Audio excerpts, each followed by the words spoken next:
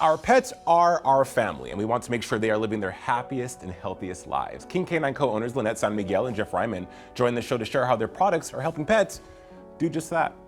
Lynette, Jeff, glad to have you guys here. Last time we talked about different ways, holistic ways we can improve our dog's health and their quality of life. And we're seeing that there are products now and different options like CBD that can do that. Lynette, how? Well, you have products like a CBD it's natural, it comes from the hemp plant.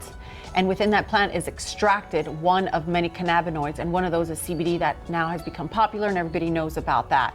So that actually can go into your body and cause what's known as homeostasis, meaning it just wants to cure everything that's going wrong with the animal. So it could be, something in the brain with anxiety, something in the body with joints and whatnot. So that's all it does. It's very natural.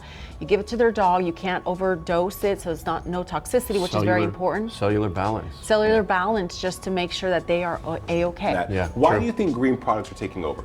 I think that as people are learning that we have to take care of ourselves, we're also learning that you have to do the same with the dog. I think social media exposed a lot of that. You have whistleblowers in a sense. You have people that are saying, hey, look, this is the way. The old way wasn't what you thought it was. And they're able to reach millions of people.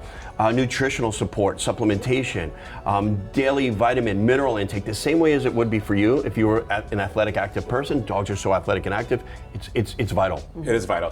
Why is rescuing so important to King Canine? Well, first off, being that I took in a rescue during the pandemic, just like other people did, and he came from the streets in a very bad situation. I think what people don't understand is that it's not like a puppy. You get a puppy, he's in your home, and everything's great. With a rescue, you have to be patient. You have to give that dog almost about 3 to 4 months just to understand your schedule, understand who you are.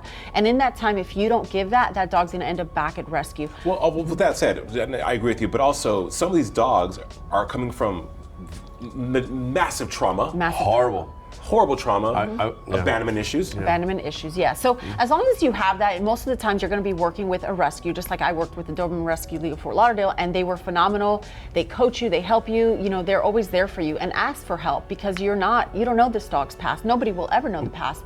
So understand that. And then of course, when you add just the nutrition and you just add the stability, just like bringing in a kid, just like if you adopted a child, you just want a lot of consistent behavior, and they will love that. And let me tell you, they will love you for the structure. They'll love you, the fact that you are you are everything to them, what you did for them. They'll know that they love you. Rescue dogs, they're I don't want to say they're more loving, but there's a different kind of interaction.